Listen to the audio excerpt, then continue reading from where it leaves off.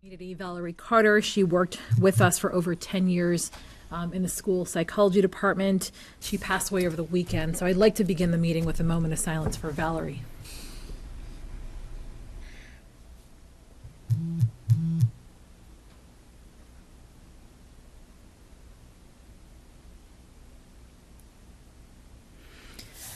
Thank you. If you could please rise and join me in saluting the flag. I pledge allegiance to the flag of the United States of America and to the republic for which it stands, one nation, under God, indivisible, with liberty and justice for all. We are going to begin with our school committee member and student reports, beginning with the school committee chair report. First, want to welcome our newest member, Professor Beth Walsh. Thank you so much for putting your name forward and wanting to join our lovely group. We look forward to having you on the committee, and we've already been assigned your subcommittees, and for all I know, you might have already gone to subcommittee meetings, so we want to thank you for getting started right away. This is my first. All right. Well, welcome aboard. The other piece of the school committee chair report is to talk about budget. I know that our administration team is going to be giving you a fiscal year 16 budget overview, specifically targeting the schools, but as an overall city perspective, it seems like we are looking at about a $3 million increase in increase in expenses, and potentially about $1 million to $1.5 million increases in revenue. So you can sort of do the math and see that the net shortfall is potentially around $1.5 to $2 million. That is on the non-school side. So a very similar perspective in terms of looking at a budget deficit that is not as large as in previous years, but still sizable enough that we are going to have a lot of work to do and a lot of tough decisions to be making in the future. Just before I walked into the school committee meeting, I got a call from WGBH Greater Boston. So they've asked me to be on a roundtable tomorrow night to talk about the charter school cap. So I'll be on with Martha Coakley and Peter Blute and Jim Browdy. So tune in. I have no idea when it is. They literally just called me before I walked in, but it's sometime tomorrow. So tune into that. All right, moving on to the resource committee. Oh, no report at this time. And policy? We have a meeting this Thursday, the 19th at 5 o'clock at South Street. Great. And student support, I got a call from Ms. Cragen that she couldn't be here today. I'm not sure if there's anything else to report. No, our next meeting will be, I believe it's posted for 6 o'clock, Jane, or is it 5:30? I'm not sure of the time, I'm sorry. It's one or the other, but before our next regular scheduled meeting, so the first meeting in April. Great. School personnel? No meeting scheduled at this time. Executive committee, nothing to report. And last but not least, Sabrina. Yeah, so today was a really exciting day at Fitchburg High because spring sports officially started, so I wish luck to all the coaches and the players. And also the delegates for Boys State and Girls State were announced, and congratulations to all of them. Great, thank you. All right, we have 2 school committee meeting minutes on our agenda, February 23rd and March 2nd. Make the motion, we accept them. Second. The motion has been made and second. Any questions, comments, changes? Beth, I know you have some. I'm still absorbing it all, so I'm gonna. Well, your absence at these meetings, I'm sure you know what went on. So all in favor say aye. Aye. Any opposed? Motion passes. Any new business or communications? I would just like to mention that the Rheingold Bunny Breakfast will be having its 25th year on March 28th. The Bunny Breakfast is open to the public. It's from 8:30 to 11:30. There'll be rabbits there and games and food, and yes, and there will be a show. It's going to be quite a year for the 25th year at Rheingold. So please attend the Bunny Breakfast. I know I always do. Bring my grandchildren, and it's a very enjoyable day. Thank you. Great, thank you. I have a couple of pieces. First one, attended with my 7th grader the open house at Fitchburg High, which was really great to be able to go in and really hear about the curriculum and get a tour. And I understand that information is up on the website. If people miss the tour or want more information, I would imagine they could just call the high school to get that, but that was a really wonderful experience. So we're still a year away, and it was really kind of cool as a 7th grader to go in and check out the school. And then just another, there was an article in the paper yesterday about the Ides of March, and does anybody teach the Ides of March anymore? And it was really about concern with the Common Core and the sense that, history isn't really being taught anymore. And I would just respond and have parents really kind of talk to your schools about this, but I think with Park, you do see a real influence of history coming back, and with the skills of history, how you understand resources and how you detect bias. And I think that it's not really the doom and gloom that a lot of people feel at this point. Obviously, a really debatable point, but I just thought I'd mention that Common Core isn't replacing frameworks of Massachusetts. It's really in addition to that. So.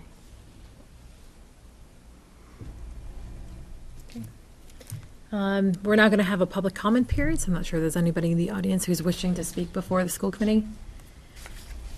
Seeing none, we're going to move on to the superintendent report. Okay, I'm going to go right to student presentations, and tonight the first presentation is going to be a student from Memorial Middle School, Sean Donnellan, and I think Sean was in the back seat a couple of meetings ago, working on his Eagle Scout badge, but he is going to come and do a presentation for you and talk to you about Project 351. I'm Sean Dolan. I go to school here at Memorial Middle School, and I am the ambassador for Fitchburg for 2015 for Project 351. Project 351 was started in 2011 by Governor Deval Patrick. It is a nonprofit organization in which one eighth grade student from each community in the Commonwealth is selected to go to Boston. The 351 in the name represents the 350 communities in the Commonwealth. To be nominated, you are nominated by one of your teachers, and I was nominated by Mr. Sean Walker. And then from the nomination, it goes to Project 351 where they approve it. And then you wait a few months, and then you go to Boston on a tour on a coach bus. On the bus, you do a lot of different things. You do team building activities. We introduced ourselves. We played a game where you had to say one lie and two truths. You met people. I met a person who lives in Gardner who is in Boy Scouts just like I am. And we ended up having a lot in common, and I still talk to him. When we got to Boston, we went to Faneuil Hall where we checked in. And when we checked in, we got a badge, a t-shirt, and then they focused on a literacy project this year where every person was encouraged to bring a book to donate. And then when you passed your book in, got your badge, you went to Faneuil Hall where we spent time getting to know our groups that we would be with. And you were not with the people who you took the bus with, so you had to make new friends. And then from there, we went to different service projects. So we went all over Boston. I went to Cradles to Crayons, which is an organization that receives donations of toys and clothes and then distributes to children in need. There, I sorted through clothes while other ambassadors went shopping in a way where they walked around the warehouse with a shopping cart and got toys, clothes for children in need, while others made outfits. So they got shirts, socks, pants, hats, and there was one bin that I sorted through, and it was just a bunch of dry clean coats on coat hangers. So we had to take them out of the plastic and then put them on a back table, and it was really tiring. But at the end of the day, we went to the State House, and at the State House we saw Charlie Baker, and we were able to ask him questions. And it was kind of funny because when you see him in person, he's not like he is on TV. He kind of yelled a lot, but not at us. He explained a lot of things. It was just a lot of fun. And then we also met Robert Kraft, but his question and answer period was a lot shorter than Charlie Baker's because he had to go. Busier. And then we had dinner. which was kind of good because you got to meet back with the people who you took the bus with, talked about what you did, whether they painted murals, sorted through clothes, or just walked around Boston doing random acts of kindness. And then on the bus ride home, we still got to talk about stuff that we did during the day. And on the way home, which was an hour ride, so we got home at like 7:45. The person that I met was Anthony Collins, who goes to school in Gardner, and he is also a member of the Order of the Arrow, just like I am.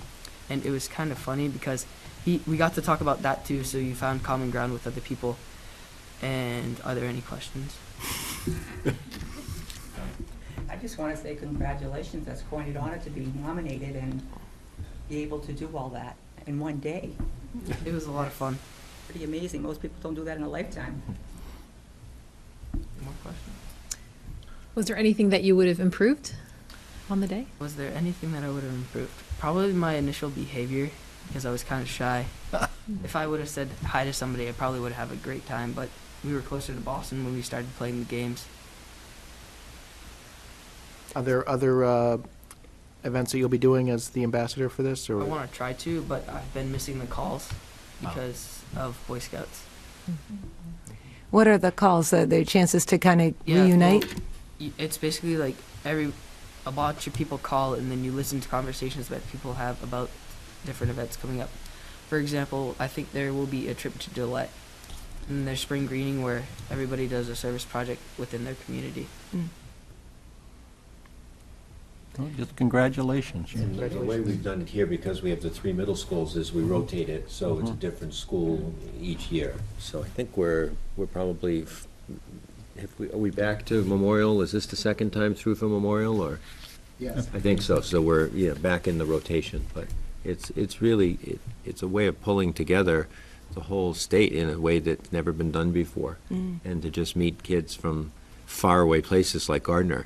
There's also people there from Martha Vineyard, so Oh, wow. Okay, yeah. Nice. Yeah. There's a place to visit in warmer weather. So thanks so much. Really Congratulations, appreciate Sean. it. Appreciate your work, and definitely appreciate, I think you're a good representative of the best of Fitchburg Public Schools, so we appreciate that.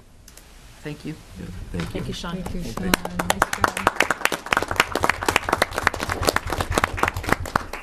And I think you mentioned painting murals, so you were creating a segue to the next student. You didn't even know it. And the next student is Leilana Lee, and she's here from Fitchburg High to talk about her senior mural.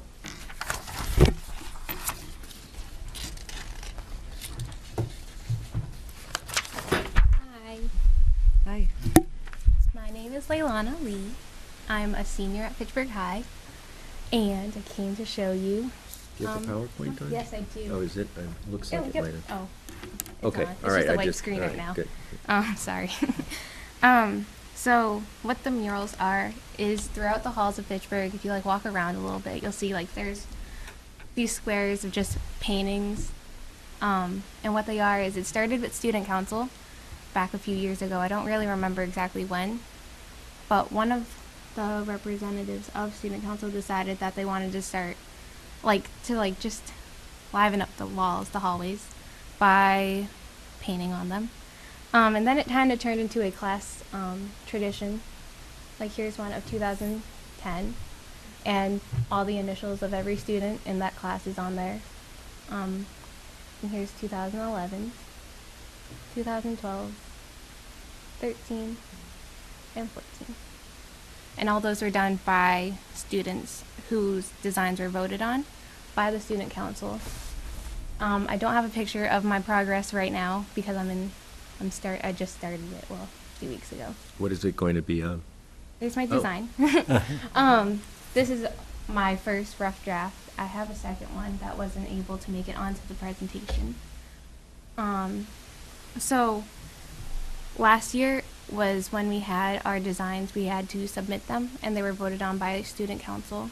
And when I heard about the designs to be voted on, I really wanted to put mine in because I love art I went to Fitchburg Arts Academy back when it was Fitchburg Arts Academy and not McKay. So I've always had a very creative mindset.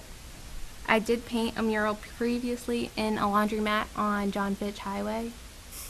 One of those. I was one of the students who worked on that.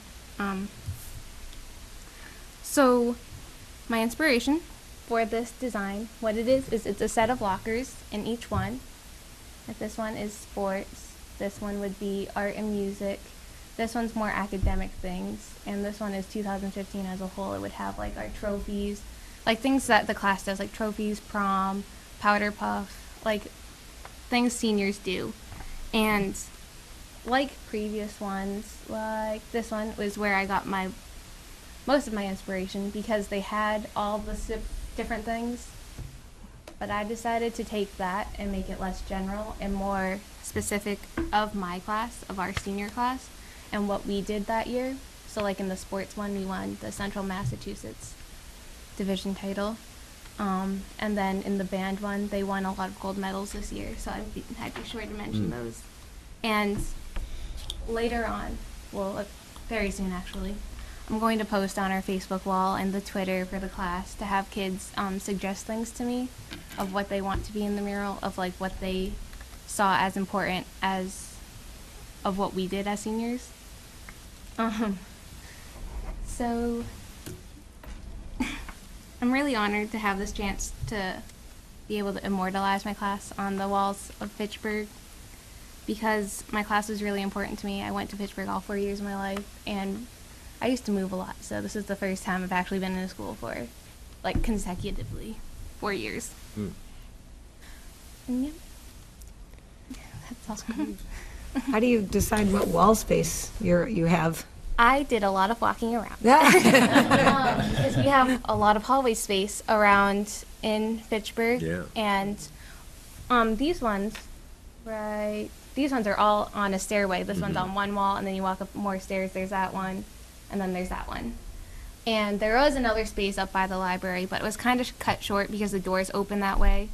And I didn't want the door to be, like, blocking my space. So I decided that I wanted it to be on, this is one side of the library, but if you walk around the library, there's another wall that's just as long, and that's where I decided to put it. Good real estate. Yeah. Now, do you do the painting all yourself, or do you have other students help you with that, or?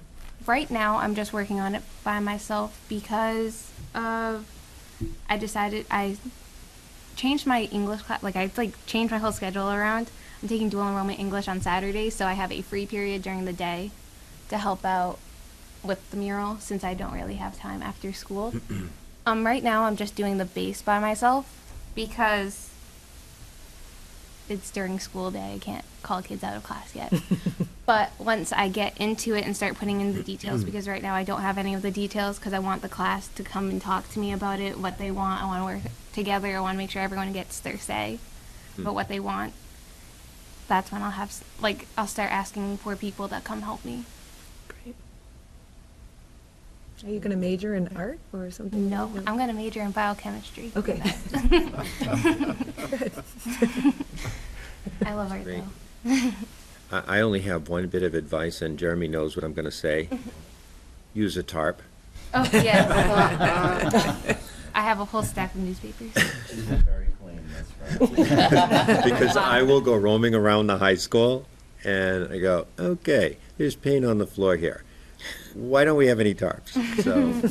So it's about painting, and it's about, just being neat about it. But last year's, I watched that one. Can you go back to the line? I watched that one develop, and I thought, this is really a lot to take on. And I was just amazed when they were done, how nice it came out. And I think your ideas, and I loved the interactive piece that you're involving other people. Right. You're saying this is our, not mine. This is our mural, and that you're willing to make those changes. That's really great. That's really, really good stuff. I had an original design before the lockers. It was a map. It was really just like we're going to go around the world after we leave stuff. but I felt like it didn't represent our class as well as, like, we are. Yeah. I don't know. I think the locker thing is Yeah, it's great. great. It's just really, really nice. So I'm looking forward to it developing and watching it as it comes along. And I think what happened last year is that people started to get involved, you know, that it's got going. I noticed like it was 2, and then I'd walk by and there'd be 4, and then I'd walk by and there'd be 8. So, you know, it will, you know, people will want to be a part of the project too. So that's really great. Good. Any other questions for Leilani? I'm really excited to watch it develop because I see you working on it really hard every day. And the previous classes, it's been fun watching, but now that I'm a junior, I'm really looking Yeah. forward to doing it next year, and watching you put all the hard work in gets me excited for next year too. Exciting.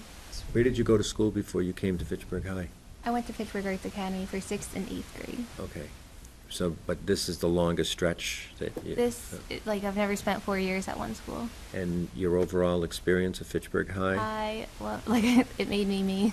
Made you. Well, and good job. She's in the best advisory in the school. I didn't know you had an advisory, Adam. I did. All right, well, thanks so much, Leilani. Really appreciate it. Thank you. Good luck. Great Thank you. presentation. Sorry,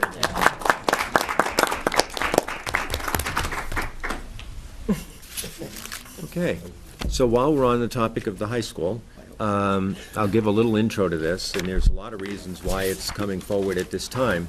The high school has had a committee of more than a dozen people working on looking at the schedule for the last 2 years. And really, it's come out of a lot of focus on how are we delivering the academics to the students? Is the schedule meeting the needs of our students? You know, things are changing in terms of expectations with Park and with MCAS, preparing our students for that, preparing our students to be college ready. And there was really a sense that the block schedule was not meeting all of those needs. So this has been a long process with a lot of input from a lot of people at the high school. And it means they've done research on it, they've done site visits, they'll give you more detail about that. I met with the group, I think, at least once, you know, to kind of hear the directions they were going in. And I think, you know, it's ready to be born. You know, it's incubated for quite a while. So Jeremy has presented this to Cabinet. We've talked to Adam about it. We've had meetings about what it would look like, how it would be implemented. And it's related to, as we move forward for next year, you know, this is going to be a major change that we want to put in place. Because, and I think it's fair to say that all these deliberations, whether it was from the music department or the art department or science, was how can we create something that's going to give the best opportunities to students? So Jeremy and Adam will be presenting, and Tabitha, I don't know if you're part of the presentation, but... We're having, and I'm not sure what's going on with the disc, so good thing I have some backup handouts as this gets formatted, apparently. So I'm just going to pass out a schedule that is what we put together. You guys can come on up too. And we'll all, we put this presentation together. Hopefully the thumb drive works, but because we each have a copy. Ultimately, we have a data and restructuring committee at the high school that looks at the school-wide data, the information pertinent to you know, any number of factors, but we also, in terms of the restructuring aspect of it, focus from the perspective of, you know, what about our data do we need to look at to maybe talk about, you know, the redesign of any number of things. But in this focus, we've really looked at our master schedule. So hopefully now we can, I've never quite seen this happen. Get in, no. Okay.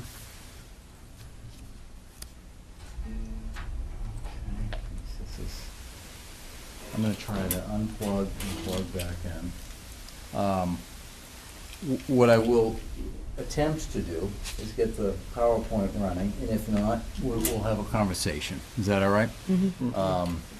And although I do have it on my computer, if that's better, I could also just plug the computer in if we really wanted to see that, because I'm not sure what's going on with the thumb drive here. Maybe we just go to the computer. Okay. Apologies. Happens. It happens. This is true.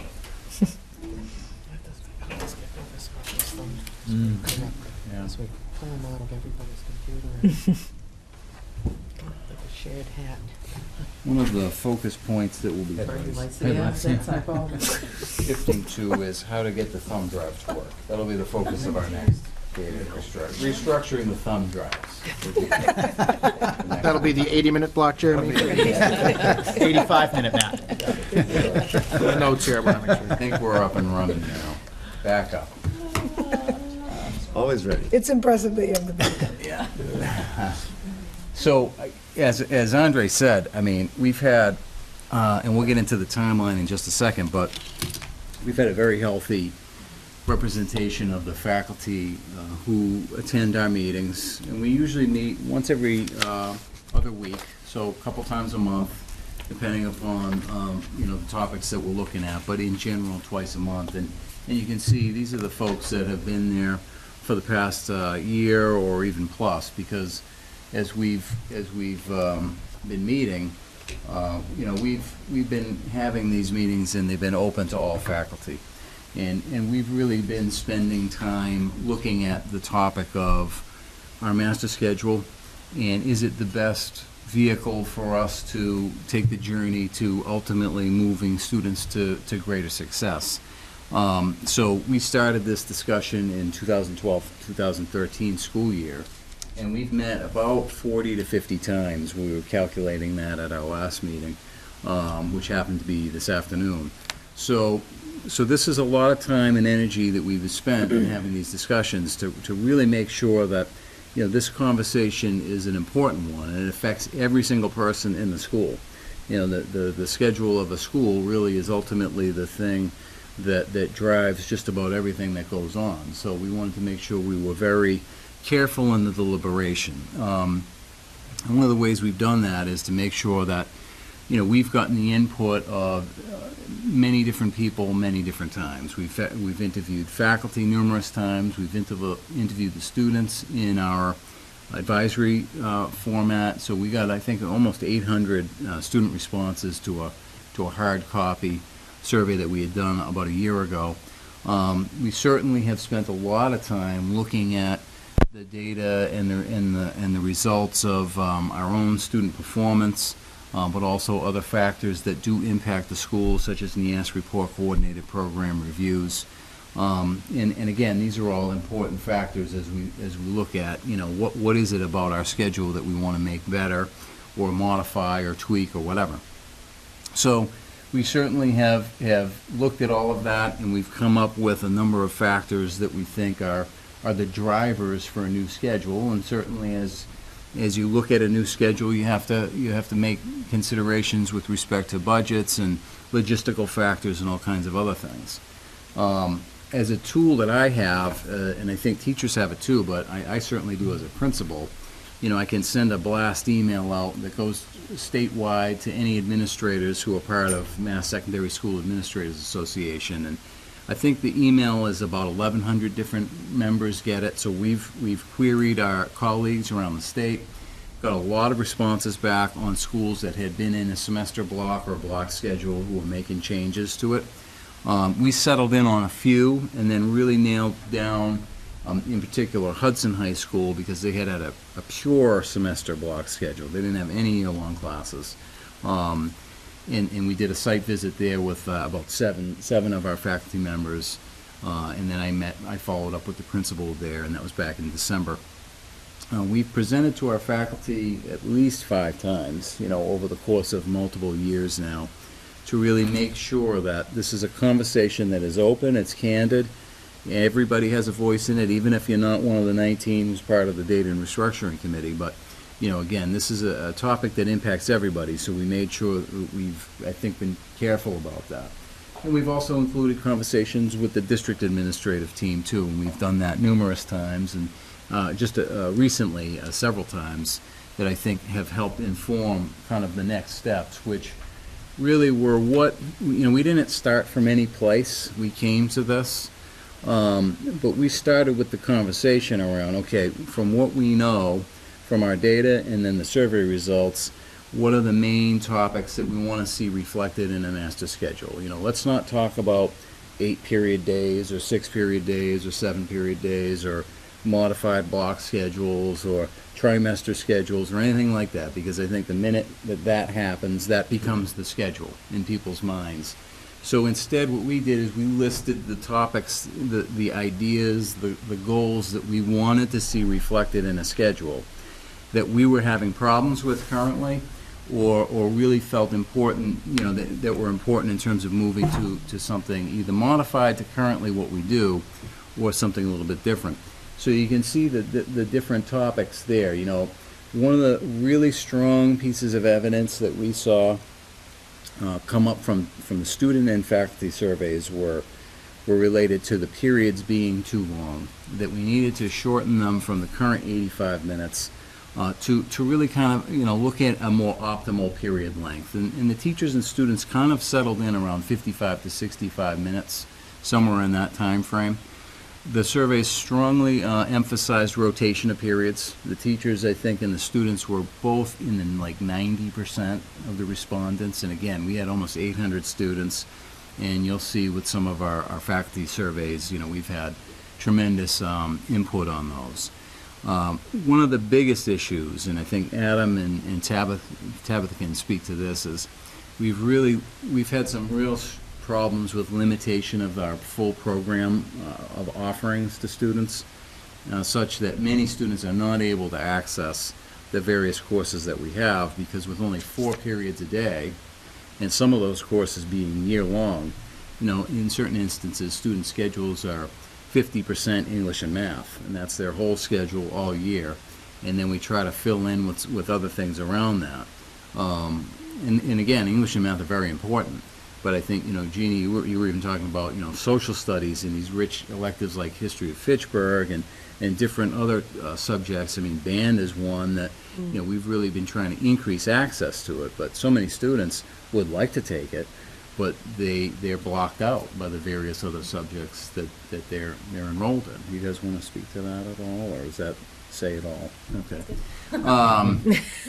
As I said, our sophomore year alone is half of the schedule of a student is English and math.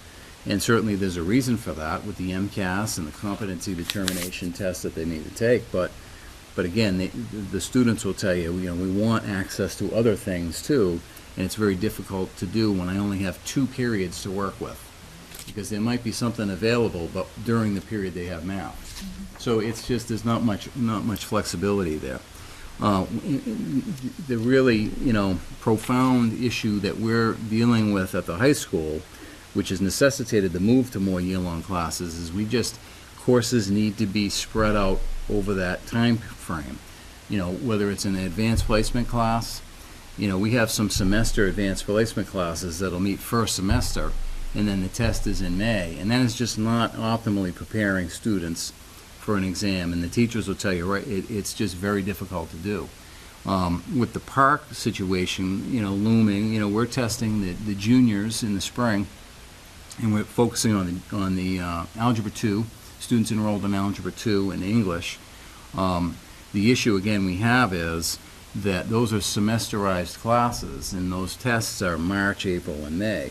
So students will have finished Algebra 2 in the 3rd week of January, and really not had any Algebra 2, and then go in and take these very challenging, rigorous courses. They've been described by some of our teachers. We've done the mock exams and done the junior ones, our whole faculty, and so we can really get a sense of what to expect. And many teachers walked away from that saying, that's like an advanced placement class. I mean, that's like an advanced placement assessment. So it's supposed to be the measurement for college readiness, but again, if we're preparing the students for it, 2 to 3 months of not being enrolled in a content-driven class like Algebra 2 is just problematic. So The other issue we're having is many students are not able to access interventions, whether it's in their IEP or whether they're in one of the ESL levels, 1 or 2 in particular.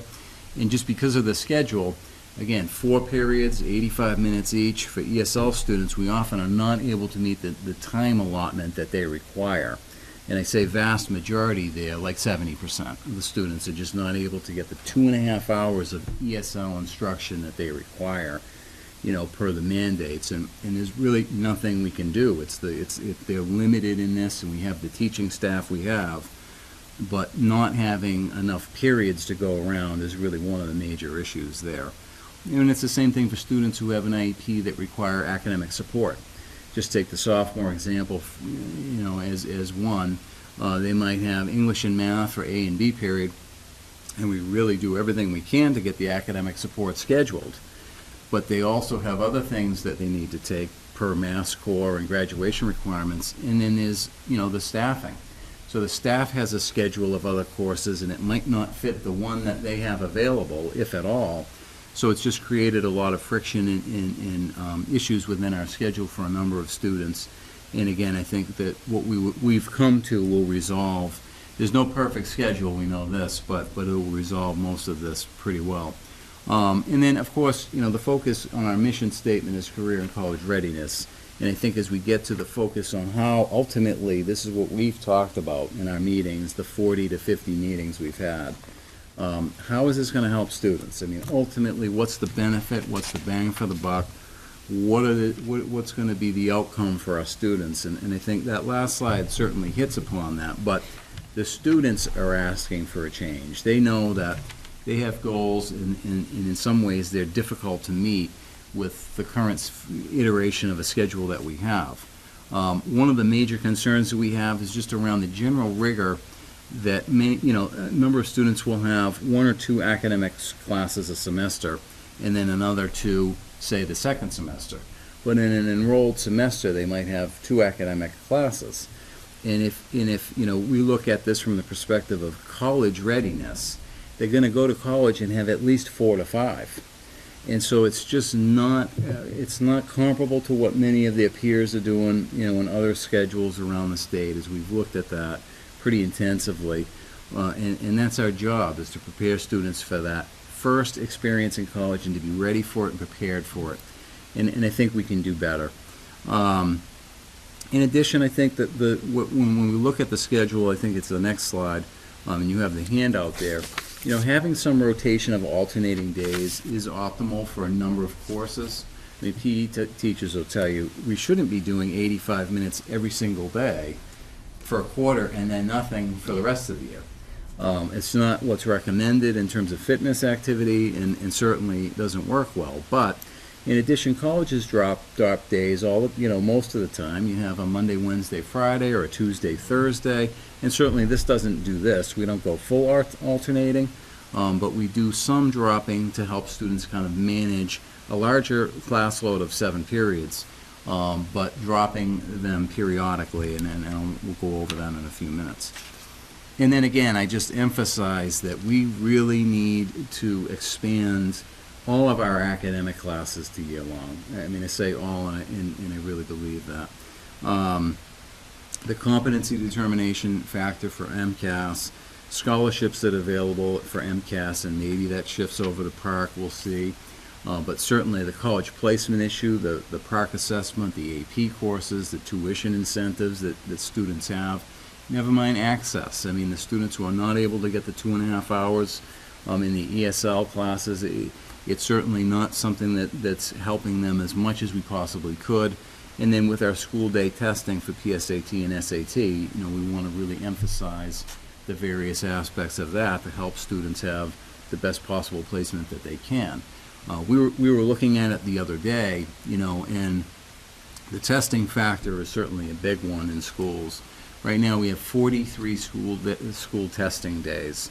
When you add up all of the different things, whether it's MCAS makeups, MCAS tests, PARC tests, AP tests, et cetera, and we're not even doing the 9th grades.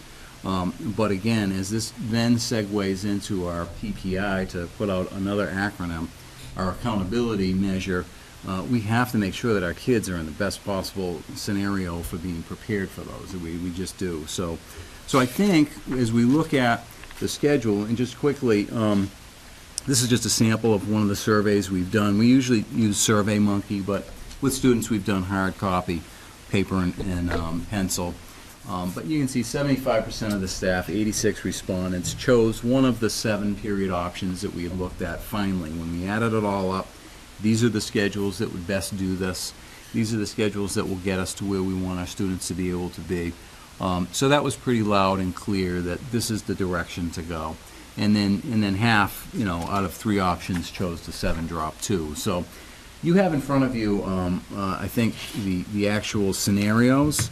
So we've looked around. Like I said, we visited Hudson High. They gave us some great feedback. They've been in a 7 drop 2 for a couple of years now from a semester block. There've been a few other schools that we've conversed with that also do something very similar. What you look at is a 7 period, so students would have 7 courses, which would really greatly expand the program of study offerings to them. They'd be able to manage the load of the 4 to 5 academics with electives of their interest. In addition, we would have a 7-day rotation where each period, and you kind of follow it with the color coding there. So if you just look at the 7 drop 2 schedule scenario, the A period is in red. You can see that each period meets in each time slot once, and there are 5 time slots. We'd have 5 periods a day. There'd be 4 65-minute periods, 1 85-minute period. We would keep 1 block because, again, the block has really got some great benefits too, especially if it's maintained as in the way that we're looking at doing it this way. But again, each period does keep that full rotation, and then each one drops twice. So if you look at A, it drops on day 4, and then it drops again on day 7, so it meets 5 out of the 7.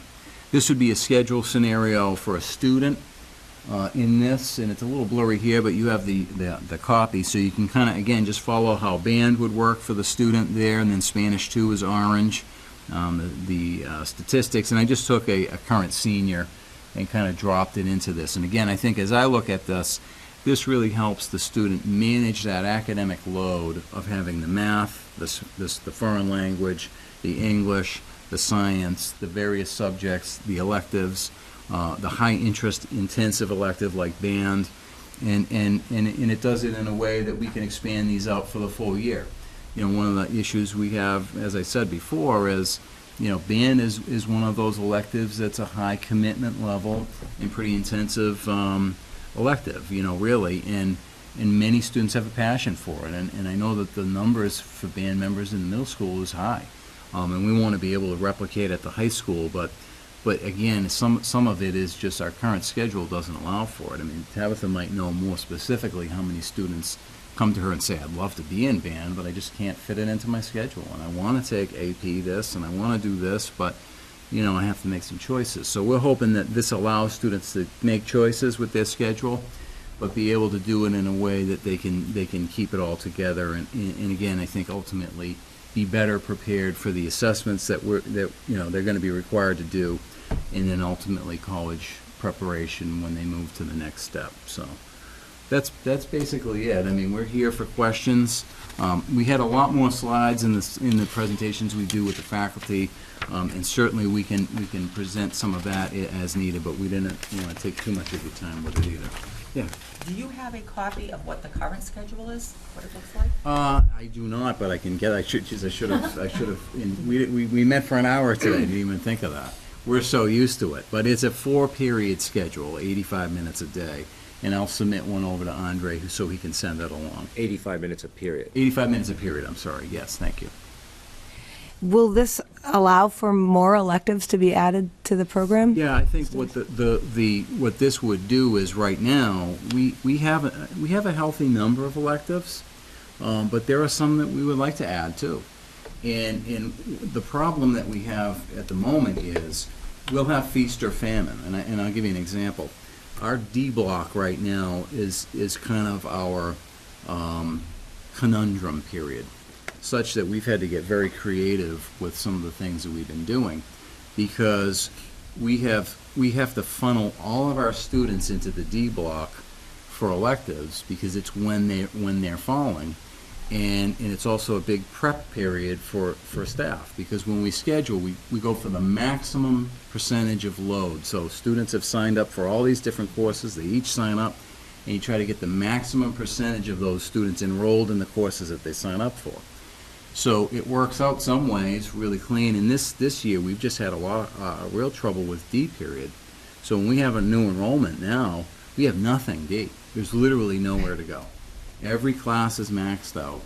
And again, what this does is just gives us 3 more periods to work with to put the different electives, for example. So then we'll have another period where students are really heavily enrolled in their academics, and we might have an elective with 10 kids in it. Mm-hmm. D period, there's 27 in there, and B, there's 10 or 11. And it's tough because there's just, it's not, you know, that flexibility is not there to be able to manipulate the various course offerings that we have and then what the students sign up for. And by adding 3 periods, it's like increasing by 75%, I suppose. Although I'm not a math major, so don't hold me to that. It definitely would make it much easier to schedule. Teachers teach 4 with 1 preparation? Teachers would teach 5. They would have 2 preps that would be Okay. engaged in PLCs, in common planning, assessment of student work, benchmark assessments, co-teaching planning with special ed. Another big initiative we've had is, you know, we have now co-teaching going on with special educators and general educators. You know, maximum capacity that we can do right now, which is 2 periods for the special educator with general ed. But one of the biggest cries that we hear often is we really need to be able to plan together, and we can't. We do it in the hall, we pass each other, we do it via email, which is, you know, not bad, but to be able to say in the scheduler now, it would flex up some ability for us to be able to say, okay, we're going to make sure this special ed teacher, Terry Angeloni, and our English teacher, Ellen Gamble, are going to have D period prep, where they're going to be able to have that free so they can do co-planning as appropriate. So it's really going to help a lot with that. And how many years was the block schedule in Block place? schedule came in 2009, you know, and we were looking at some of that, you know, we've looked at that data as well. It's been with us for, I guess, 6 years then. It's gone through a number of iterations, and I think we maybe wouldn't be here today if we were able to do the block in such a way that did those things that we brought up. You know, the year-long capacity of courses. We've gone to so many of those year-long courses now that we've busted out of the block, so to speak. Mm-hmm. And it just doesn't fit the needs for our school. And that's really how we started the conversation. You know, and the problems then again is that it has ripple effects. Every time we do that, it ends up rippling into another domain that then ripples into another domain that then hits Tabitha or Adam in some of the elective courses. And so, you know, we've busted out of it, so to speak. And so we need, you know, to fit into something that's more appropriate for the needs of our school. But it's an important thing. We've definitely looked at that. Well, and I appreciate clearly a lot of thought and work's gone into this. Yeah, and that's This what, isn't you know, something the committee's been dynamic for that, for sure. How long would it take, I mean, how bumpy would it be to start it? Obviously, you're talking about doing this for this fall. Would that be Yeah. a lot of relearning the culture at all, or what would be Well, involved? you know, we took some great notes from our friends in Hudson, and they gave us great advice. And I know you guys had done the visit there. Do you want to speak to that at all, or? Hudson, we went, Adam and I were both some of the people that went to the visit at Hudson High School. And this is their, this is their second year teaching in the 7-2. And they said that the first year, the biggest difficulty that they had was with the senior class. So their transition, their last year. But what they did was they started a homework policy. And had a different level of expectations that were kind of laid out for all of the students, so that they were very clear that your workload is increasing, but this is what we're gonna be able to do to help accommodate with that. They do the same thing that Jeremy does every single morning, which is that there's a schedule at the beginning, as soon as you walk into the front doors, and it says this is what the day is, and this is how the periods that are meeting. They said that that was something that was really helpful. Like, I guess they didn't do it when they first started, and then they realized it was really helpful. They have an entire school calendar for the whole year of all of the days and how they meet throughout the year. So in terms of kind of making the transition, it wasn't awful. They had some kind of kinks, but it wasn't impossible to overcome. But we need to get going, you know, we're definitely, So is it not, behind the normal scheduling time frame. so is it still, it's listed on the agenda as possible, but is Well, it we- happening? You know, we're, Well, I'll jump in here. So we could probably do this without involving you at all, but I wouldn't do that because this is major. It's a schedule, it's related to a change in how things are being delivered and all. And I also I think it's important to know that 2 years have been spent looking at this. Yeah. You know, and for the public to know. Yeah. Because kids could come home and say, oh, there's a new schedule, like it just was popped out of the, no. There's been site visits, there've been discussions, and challenging discussions, really difficult discussions at some time. Well, because as you would know, every shift you make, somebody might gain, but somebody might lose something. So, you know, I think in this case, Tabitha, you've been waiting a long time, but I'm looking at this and saying, this is working. This works better for band than anything we've done so far. Yes, you know. And you know, and again, things don't happen in a vacuum. So we've been building up our music program at the middle schools, but then if we have a schedule that was great 6 years ago, but now we're finding that the kids are getting to the high school and can't take band, it's like, really? We got to go back and revisit this. That's not the driver of this, but a whole bunch of those things were put in here, you know, to look at how to do it. And I'm bringing it to you so that you know, here's the kind of work that's gone into this. It's really, and I said it, and it was good to hear everybody say, it's been all about, let's look at the students we have, let's look at, I mean, there were no houses. There was no honors academy 6 years ago. There was no school within a school 6 years ago. There was no AP initiative 6 years ago. So all those things have changed, and now you got to say, okay, how's this working for our students? And this group really has turned over every stone to make sure that, you know, when this is implemented, and we're behind, and Jeremy's been patient because this should have been agreed on probably a month ago. And the program of studies, your program of studies probably already out and kids have already picked courses. So we're behind a little bit. But That doesn't matter because this is just, I need to just speak as a parent in the system. This is like a dream come true, honestly, because I have a band middle school student, and looking at that 4x4 and teaching AP and having tutored some Fitchburg High kids for the AP test and realizing that their class ended in March. And, you know, that was like months that they didn't have access to their teacher before the test. I mean, knowing all these things and wanting all these things for our kids, I didn't see how it was going to fit in that four. And I just have to say, this is like a dream come true. So I'm glad you're sharing it with us, and I'm so impressed by the process that you went through to be inclusive, to really get all those surveys, because I think that will allow that moving forward a lot smoother. But I'm just really the thrilled. question I had, I wrote down, Very hopeful have about the it. students seen, I know the staff has seen the new schedule. Student Advisory Council, definitely. Okay. And then, as I said, we did until we really just settled on this relatively recently. Yeah. January. Right. So I have shown this in the Student Advisory Council meetings that I have. But again, we waited to for the longest time to settle in on a format. and really just focused on the guiding ideals of what we wanted to see reflected in the schedule based on the problems we were having with the current one.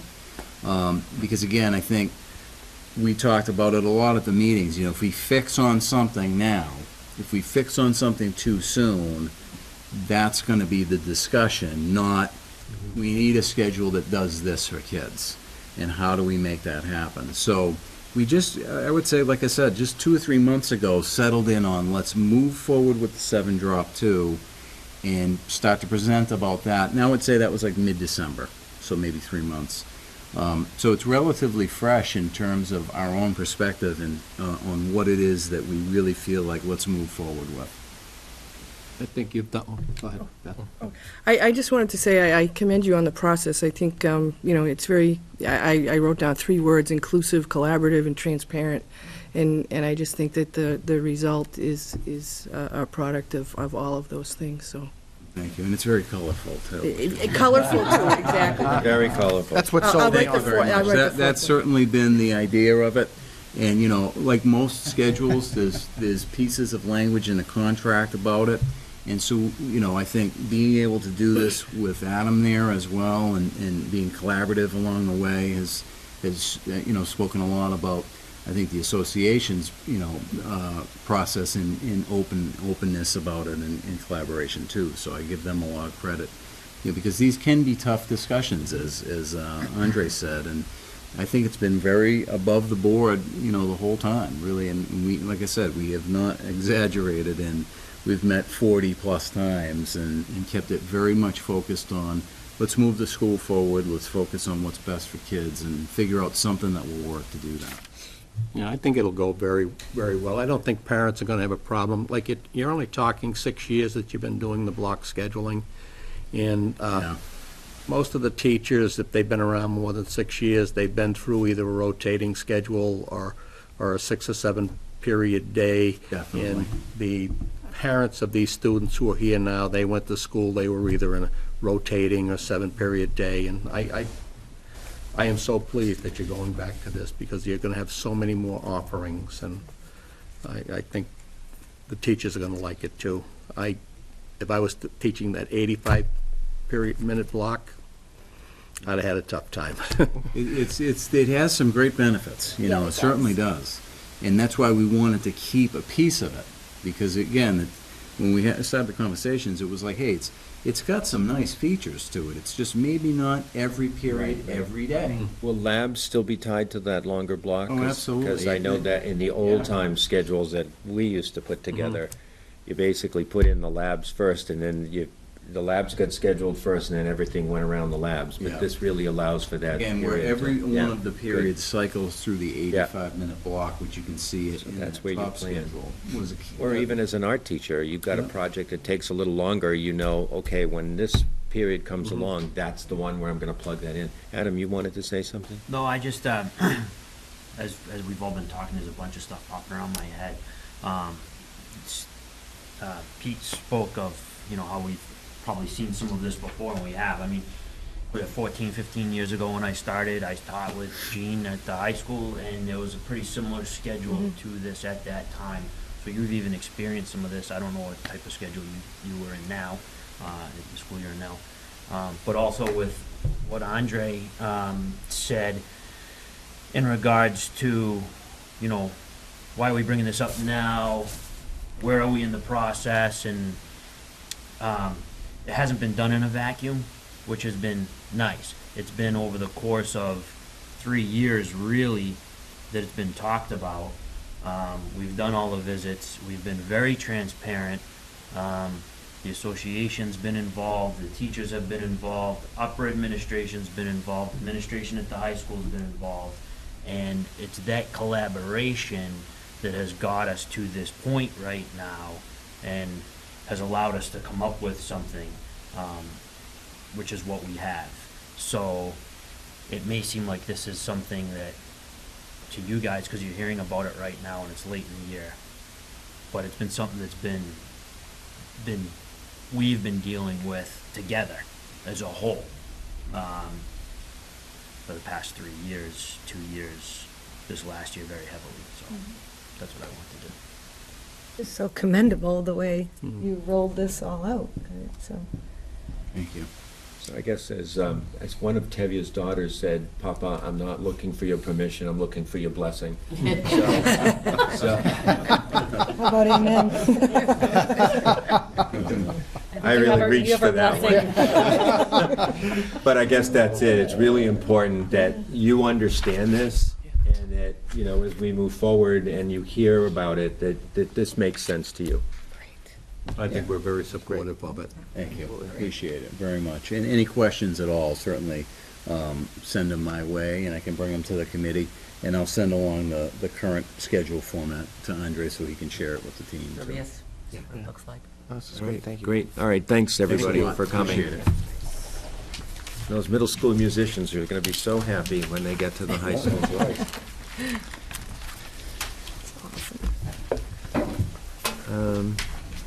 Okay, Tabitha, are you here also for the Disney field trip? Yeah. Okay, we can go right to that. It's almost like we planned it.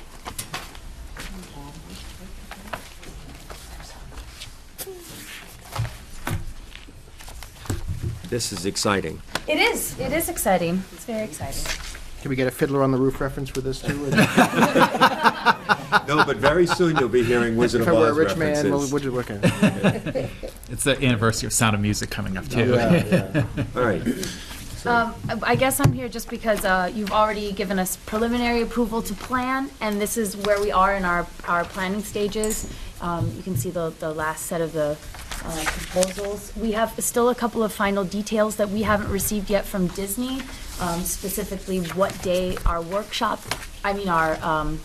when we'll be participating in Festival Disney, whether or not that's going to be on Friday or Saturday, that's to be determined. But the last updated schedule that you've received is from Bennett Student Travel, who's been coordinating all of our travels, and that's from a week ago, I think, maybe 2 at most.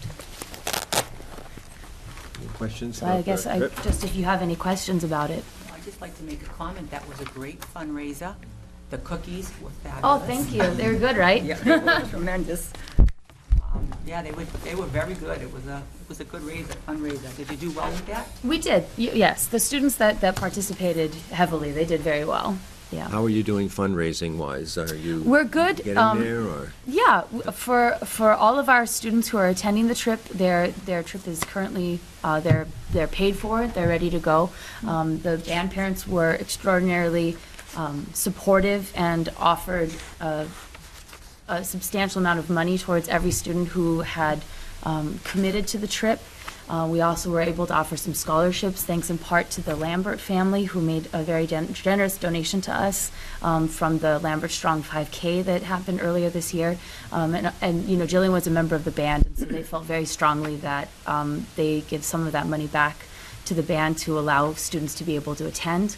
The class of 19, I'm going to get it wrong, Dennis Cucciara, whenever he graduated, 1960-something, yeah, sorry, 1964, they also made a donation in order to kind of help us on our way. And so because of those sorts of things and the other events that we do in the community, the other fundraising, we were able to offer a lot of students some financial relief to make it affordable for them to be able to attend.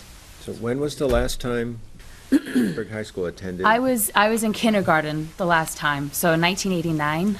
Wow. Is the last time that Fitchburg has gone to Disney. So That's amazing. Wow. it's about time, you know. Yeah. As I say to the band often, the reason that we travel, the reason that we go to competitions, the reason that we go to festivals is that's what good bands do. Bad bands stay home because nobody wants to hear them, except for their parents, you know. But it's kind of the truth, and so we're a good band, and it's about time that we make this move. So it's really exciting. I mean, plus I'm ridiculously excited about the trip. I grew up in Southern California, so I've been to Disneyland countless times, but I've never been to Disney World. So I am fully prepared to walk in the door and say, I would like that badge that says this is my first time. So what do they offer, like, is there a perk to this, to the bands? Like, do the students get free admission to the park? It's part of the festival and part of the package. It's all inclusive. So what you see, the price that they are paying is for every single meal, their hotel accommodation, entrance to every single park. So all 4 will be attending. Participation in the festival itself, participation in a 2.5 to 3 hour, depending on how long they keep us, a workshop with a Festival Disney music educator. All of those things are, their airfare and all of the transportation that we need once we arrive. That's fantastic. I don't think a lot of people know the band parents in Pittsburgh.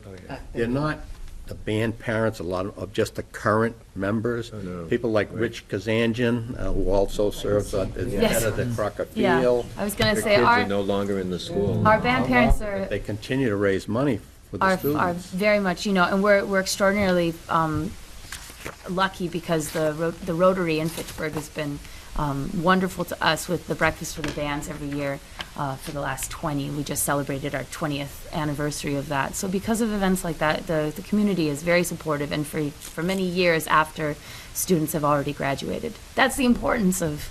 The band parents run the Crocker Field concession stand. The band parents are going to put a new sliding door on the concession stand at Crocker Field and do away with that big heavy door that would fall down. So they do a lot. So I'm very lucky in that regard, very lucky. I see that you have 25 students on your initial list and Yes. 5 parents, but I'm only seeing 15 That is students. correct. That is correct. So there, 25 would have been the total number that I presented in September or October. I had some students who, one student who was from Australia on exchange, and so she left in January. But those were like the initial numbers that I sent to Bennett, like over the summer. I said, I think I'm going to have 25. Let's base it on this. I did have plenty of, probably 4 or 5 students who said flat out they really didn't want to go. And I said, are you kidding? You really don't want to go to Disney. And I've been very open and honest with them to say, look, if the finances are the one thing that are stopping you, don't let it be, because we will find a way. And so we were able to support students who would not have been able to find a way any other way and are going on the trip. So the ones that aren't are the ones that either didn't say anything to me, and I even, as approaching them as individuals, to say, hey, do you really want to go? What's going on? So we've done our best, but there's probably about 6 or 7 who are not attending. Okay, Tabitha, thank you so much. This Yeah. is exciting. I was going to say that's like a yes, right? Yes, that's a yes, yes. Yeah. It's a resounding yes. Okay, good. Thank you. Have a good time. So on that note, we'll go on to Marissa. You had brought up the idea of putting on the agenda to have a discussion tonight about talking about the possible renaming of a road near Fitchburg High School. Yes, as you all know, I have been trying to get the parking situation up at the high school straightened out, where faculty is parking in the parking lot, and the road portion of the school, which are public roads, are open to parents and visitors. So we did meet with Paul McNamara, and I wish I had made a copy of this for everybody, but there is a parking plan in effect that is going, and I'll pass it around, that is going to be done, I believe, by next September, I believe they said. That was what he had said at the meeting. And this is going to work well because we will have that memorial. Right, that's right. class of That's what being built class? this summer. Yes, 64. 64 Yeah. is going to be putting in that center island. Mm-hmm. So as I was trying to get this parking straightened out, we realized that the name of the road in the entrance of the high school is On Howe Farm Road, which is also the name of the main road that brings you to the high school. So there was some confusion. So a city councilor has suggested that we rename that road, the entrance to the high school, Red Raider Way, which all falls in line with the flags, the whole theme of the high school. Question, how would that affect Phil Fallon Way? It wouldn't affect them at all because Phil Fallon Way is already a street that has a Okay. name. So it would just be when you're coming off On Howe Farm Road and turning into the driveway of the high school, that will have its own name. And it will, it will take away some of the confusion that people have, because there's no street sign there right now. You know, it's not even on Howe Farm Road Passway. There's just no name there. So Arnhouse Farm Road actually continues up. Yeah. It continues up, and then somehow It becomes the they entrance to the also high school as well. did that. So you're talking about from where it turns left onto Arnhouse Farm, from Arnhouse Farm Road, from From there Ashby State Road? to the circle? No. No. Just up by the So fields, right? Like You've the- turned onto Arnhouse Farm Road from Ashby State Road. Right. That continues up straight. At some point, it turns to the left to head to the high school, and you're saying from where it turns Left. to, I believe it's up and around to where it turns to a one-way. okay. I think Phil So Fallon up Way until is. there, that would be Red Raider Way. Would that become the Fallon address area of the high right school? Right, and Phil Fallon Way is gonna be that right. No, because we had, you mind if Would she that had- become the address of the high school? Oh, yeah, it's 140. And you're saying not? Well, according to Officer McNamara, when Marissa and I were at that meeting, month ago maybe, Yeah, probably just about. I had asked, is Phil Fallon Way an actual street? And, like, is it recognized as an address or something like this? And his explanation of it was more of like, you see these things in Boston a lot of times, like passageways or causeways or whatever. So he said more for like police in terms of point of demarcation, say, you know, they have a little fender bender or something like that. It just helps specify exactly where you are on a large property. So though it's not an official address per se, if it was a fender bender on the Phil Fallon Way, you know, yeah, we got a fender bender up at the high school on Phil Fallon Way, they'd know exactly where that is. Now, that's my recollection of his description of what that was, because I'd always wondered that, too, is this an official street? Yeah. And if not, if it is, why isn't the high school, you know, one Phil Fallon Way or something like that? But- So no envelopes or headings or anything would have to be changed, or? I don't believe so, no. Yeah, it's more like an honorific name, it sounds like. I'm gonna send that around. And I did talk to Officer McNamara. He said it, from his point of view, that it's not gonna cause any confusion as, you know, if something should happen, and it's really up to us to make the decision. And is the school kind of in agreement? You guys agree? Or? Dan loved the idea of it from the perspective of Excuse me. emphasizing the concept of, you know, the Red Raider, the mascot. And we talk about an ideal of a Red Raider way from a different perspective, of Right, what that means. So it just kind of puts that on people's tongues a little bit more, you know. So from that perspective, I would think it would be a very positive. I hadn't even thought of that, but there is a culture at the high school where they Yeah. actually talk about, there's a Red Raider honesty way, and it's kind of, Yeah. It's different Oh, ideals. see, I didn't even know that, so. I didn't dawn on me either, huh? But I think with that memorial in the center there, Yeah. it's really gonna just, everything's just gonna fall into place. So Pretty Pete, excited for is that. your one concern that like Phil Fallon's name got kind of forgotten there? No, But- no, okay, I okay. think Phil Fallon's name is very prominent there, and Okay. people notice Phil Fallon Way, and, you know, he's a superintendent here for 18 years, and did a wonderful job here, and I just don't want to say that particular, No. you know, Right. change, so. Oh, so when you give directions, you say you take a left from Ashby State Road onto Arnhouse Farm Road, and then take a left onto Red Raider Way. If you want to get to the back of the high school, you want to take a right on Phil Fallon Way. Okay. To get to the back of the high school. Yeah. And so it's a little bit easier to give directions, a lot more street names, but a little Well, bit and more. we, Yeah, but part more of that, specific. I do Yeah. have, Yeah. we are in the process somewhere of making directional signs on the campus in terms of baseball field this way, tennis courts that way. So, you know, this would fit into that too, of kind of getting things really well marked, because you can kind of spend time roaming around looking for things, so.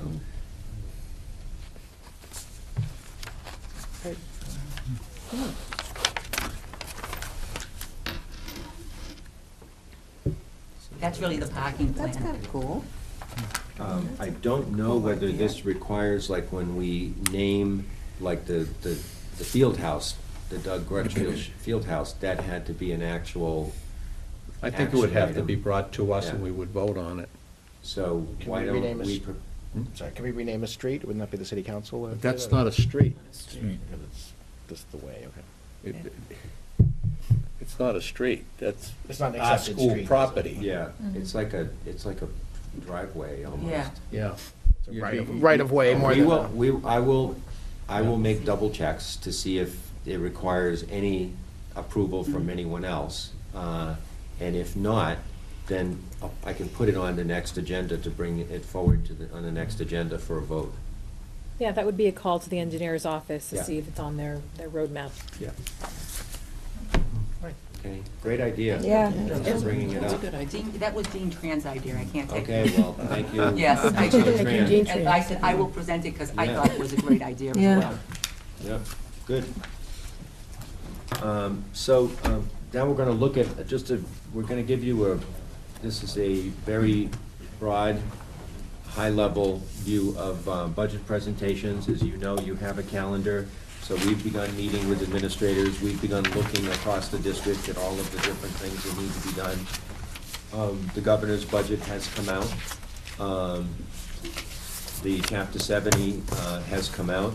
And I have scheduled a meeting because personally, I'm not satisfied, less than satisfied. I'm not pleased with the way a whole slew of grants were just cut.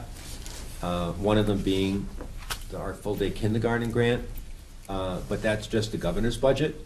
So I contacted Representative Di Natale and Senator Flanagan, and Cabinet will be meeting with the principals and both of them to talk about all of these different grants and the impact and the value that they have to the Fitchburg Public Schools. But Bob has done a handout there, and we're just going to kind of go over it quickly for you tonight. Thank you, Andre. I'll just try to be brief rather than putting the presentation up on the screen and saving you death by PowerPoint, so to speak. Just trying to set the context of the budget picture that we face in Fitchburg and really trying to look at what trends are happening nationally, and I give some example. And really, over the last, I guess, year, for this fiscal year 15, the state had to resort to making 9C cuts. They reduced their budget by $514 million, and they were looking to address a $1.5 billion shortfall for this year. As Andre said, the governor released his budget on March 4th, and he tried to follow through on his commitment to increase local aid, not only in the form of Chapter 70, but aid to communities. And I guess to that extent, he was successful. But I think there's still a lot of details that are still unknown. As Andre mentioned in his earlier remarks, the full-day kindergarten grant, for which we had received $230,000 a year, did fall victim in this fiscal year to the 9C cuts for about $50,000. And next year, the full-day quality kindergarten grant was eliminated statewide. So that affects many communities, not just Fitchburg. And as Andre mentioned, this is the governor's budget, and there's an opportunity for people out in the community to make contact with their local legislators and let them know what they feel. So, I tried to just give a brief summary of why is the state in the condition it's in terms of the budget gap, and the revenues were a little soft, the spending was a little higher, and there are some issues with Medicaid. I'll use the term kerfluffle, but I borrowed that term from somebody else. And again, some of the things that that we're looking closely at for next year, in addition to the not only elimination of, at least right now, one grant, is how grants will be distributed. And just for, I think, for anyone somewhat unfamiliar with the budgeting process, there's a city budget, which you vote on, and then there are grants, which are separate, and we accept them periodically throughout the year.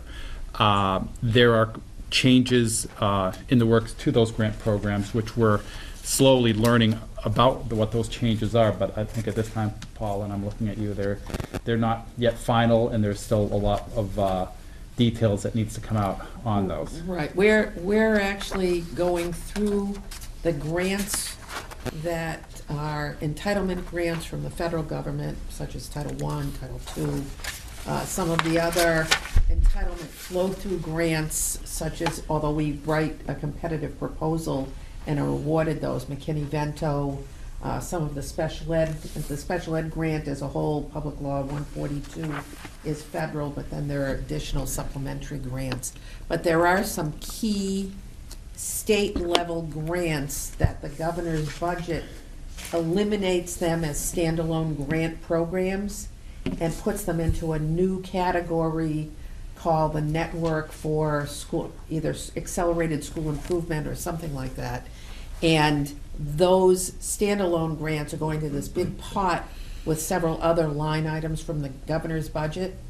So it's really hard to unpack, and there's no clear delineation yet from the governor's side of the business how you would even apply, who would be eligible, or how you would apply for those. And I just met with Callie today, and it probably comes to somewhere between $300,000 and $400,000 worth of grant funds that at this point would be unknown if we would even be eligible to apply for those. Or our So- Title I grants look. Well, it's hard to know because Lamar Alexander is proposing a rewrite to the Federal Elementary and Secondary Act program, the No Child Left Behind program. And there are some benefits to that rewrite, but there are some significant shifts around some of the features. So he's anticipating, the documents I have from the federal government are anticipating he would be presenting that around April 13th for discussion, vote. They're anticipating a vote and implementation. Their funding cycle starts October 1st. The state is submitting a waiver for 3 years, and they're doing that, I think they have to do it by the end of the week or the end of March. And the waiver allows us much more flexibility for how we use the Title I grant. So we don't have to offer in-district school choice and pay for busing. We don't have to offer after-school tutoring by private vendors. We can use that money based on our data and our own staff decisions for help during the school day.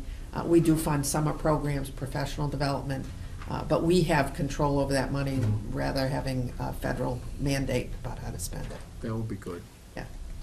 So we set in on the conference calls, and we're recommending that the state proceed with the waiver. And then as soon as we find out how the federal government reacts to the new proposal, we'll let you know. Of the $300,000 to $400,000 that you said that you're not quite sure when or where or how we apply, right? So is there language out there about when that will be forthcoming? No. So there's no No. guideline at this point? No, they It's- dumped everything in one big Bucket. bucket, and they haven't developed any of that yet. And when they put it in the bucket, they cut the number by 20%. Right. So things like the Summer Gateway Program for second language learner, ESL, middle and high school students is in that bucket. So there's no longer a grant program, it's just now part of that big academic support for struggling high school students is now in that bucket. There were 3 or 4 what we thought were grant programs that we recognized. Bay State Readers and the Literacy Partnership grants are now in that bucket. So for us, it's and the academic support for high school students, the Mount Wachusett was also eligible to write for a higher ed portion of that. So our concern is their portion as well is now in that bucket. So that's one of the things we're gonna bring up. The full-day kindergarten isn't in that bucket, that was just outright eliminated. Just eliminated. Just Where, eliminated. what are we gonna do? Are we gonna $18 million maintain what we're of doing? state money. Well, I'll be talking about that as we go forward with the budget, but I can tell you right now, it's a priority. It's at the top of my priority. We went through, we closed buildings, we reorganized, we did all kinds of things to provide full-day kindergarten for all students at no fees. So it would be something that I would just keep right at the front of our budget process I think it at has all to be, times. because if we had to do away with any kindergarten, it's just going to continue to affect us. Yeah. Yeah. So, but we're looking at everything, and we're going to be spending a lot of time looking at budgets upside down and from every corner and every side. And as we get new information on the grants or whatever, we'll be right there. And that's why one of my first emails was to Senator Flanagan and Representative Di Natale, because my view is, okay, that's the governor's budget, but that doesn't have to be the final word in this. And we need to, talk to the people who have done a great job of representing us so far in these areas, and hope to continue that. I think they'll put money back in. I think they'll get some back in. There's a lot of cachet on the parts of the senators and the representatives for those pockets of money. These are things that they work to deliver directly to their school districts. And to just have that go away, I don't think it's sitting very well. So we just need to make sure we explain that. And I have to say, we're going to be talking to the choir here, because both Senator Flanagan and Representative Di Natale, they're pretty versed on what our programs are. But what we'll try to do, and I've been keeping stuff as it's been coming through, is put it all together in one presentation and have the principals there, because I think it's important for them to hear from the elementary principals directly in terms of what that contributes to their schools. One of the problems I have, it's from when I went to MASC, there are a number of communities that do not want kindergarten. Right. And so there are a number of them out there, smaller, well-to-do communities. Okay. They don't want to spend money on kindergarten. A lot of their kids aren't going to kindergarten or private kindergarten. Mm-hmm. So we have a battle, so. Okay, so just getting back to the handout, and as I shared with you by email after the governor's budget was released, I just made a bigger copy of the proposed governor's budget and how it affects Chapter 70 and the overall increase based on the formula to net school spending. Again, I've previously shared that information with you, and this is the point where I turn it over to Andre. So, as you can see, and I'm very thankful that every effort has been made in the last 5-6 years or so to keep us at net school spending. So you see the net school spending there, number is a little over 62 million. But the projected funds coming in are only 290,000. So we take another 708,000 to, bring us where we need to be. So that's what we're going to be looking at. These numbers are going to shift and are going to change. And then in the last piece is really kind of a summary of the challenges. Where all 7 of our contracts will expire on July 1 at the end of June. So we're in negotiations for all 7 of our contracts. And then there's just the regular increases in operating costs. So, and you'll see that as we do the budget presentation. We've got some increases in transportation. They're not gigantic, but they need to be noted. Our special education costs, the healthcare, the retirement.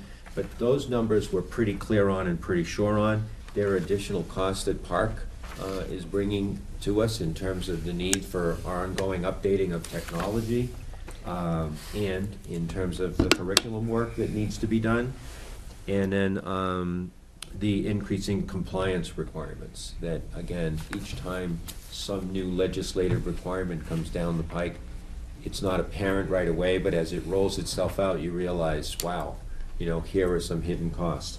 So we're still in the early stages of the budget.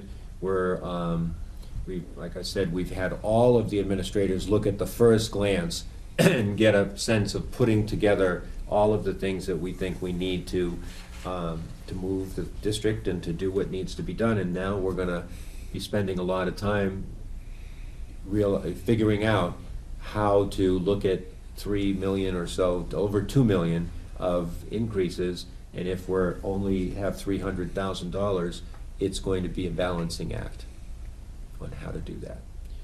But as we've also done in past budgets, my approach to the budget is we go back and pretty much revisit everything.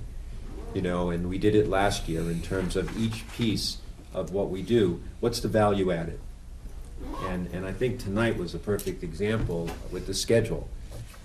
You know, that schedule might have been the right schedule 6 years ago, but when you think of just some of the things I named that didn't exist 6 years ago, well, that means that what the school is doing, they're gonna do something different. So we do that every year.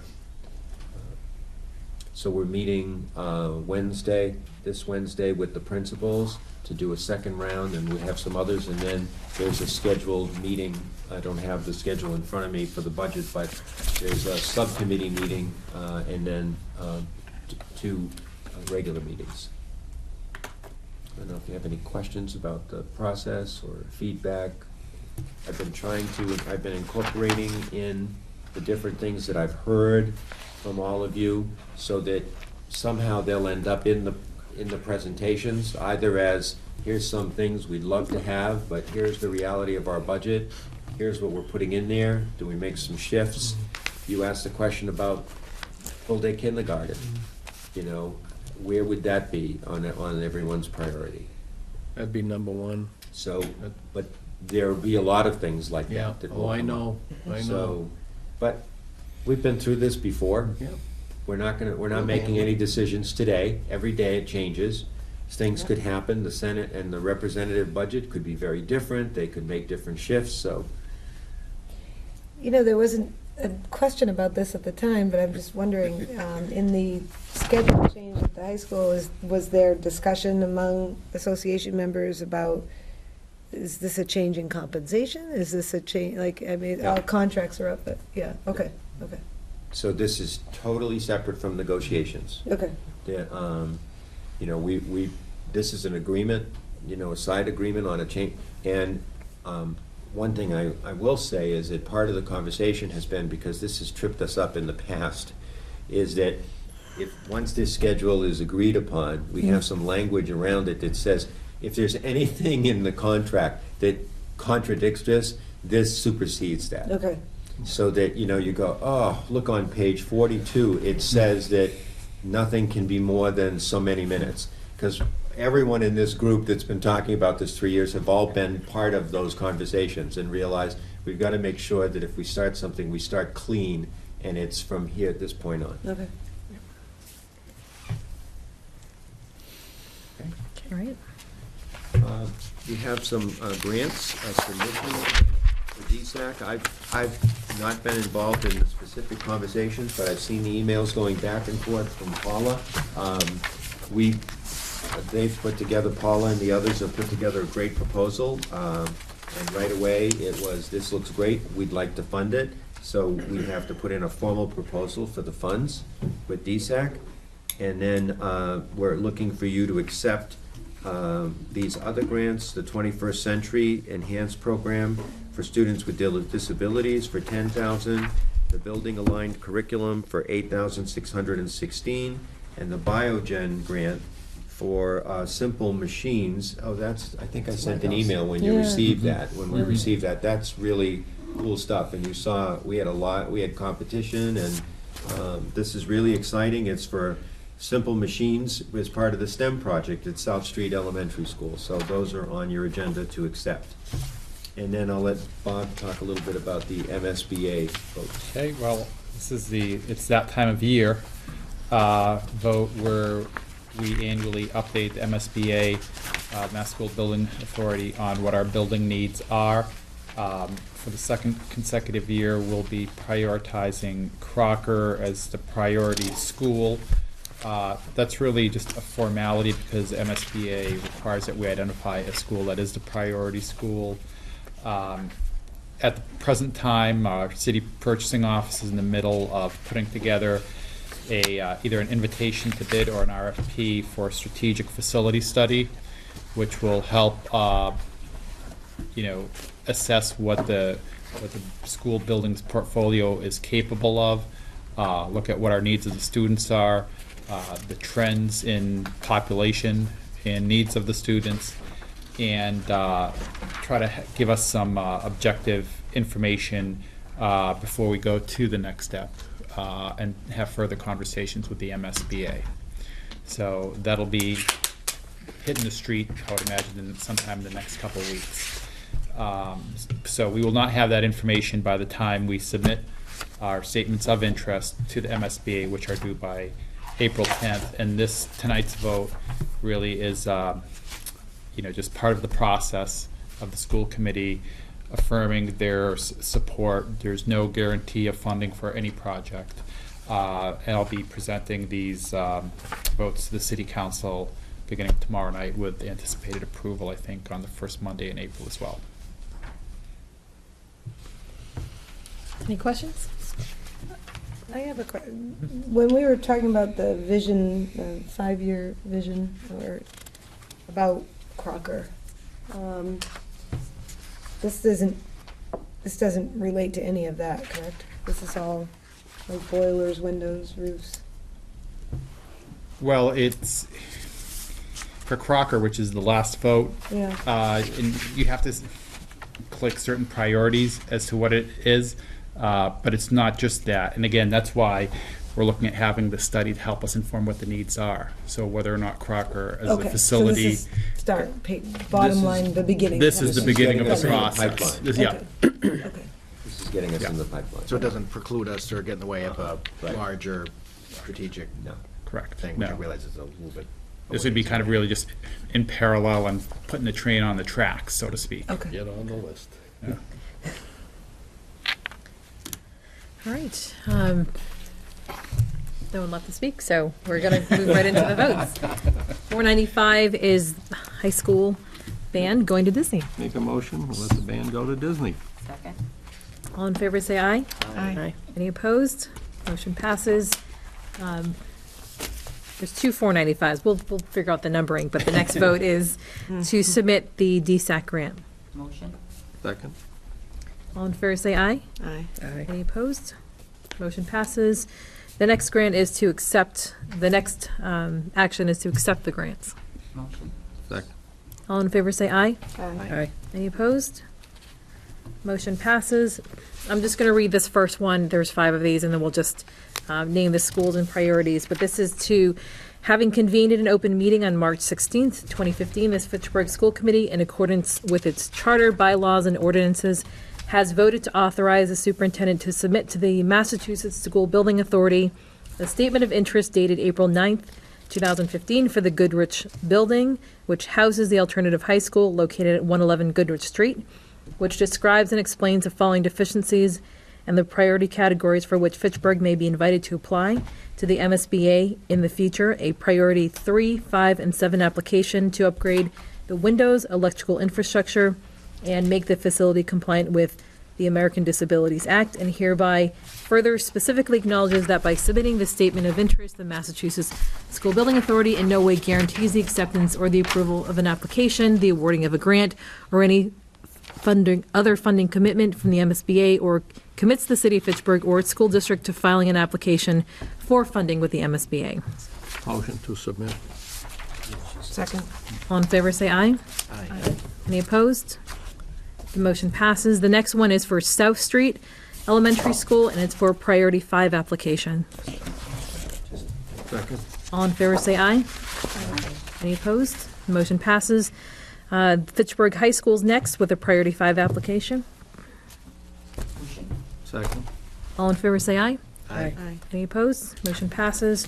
Longview Middle School, priority 5 application. Second. All in favor, say aye. Any opposed? Motion passes. And finally, Crocker Elementary School, priority 5 and priority 7 applications.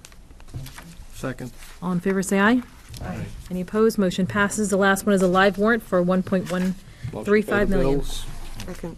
All in favor, say aye. Aye. Any opposed? Motion passes. There is no executive session, so is there a move to adjourn? Second.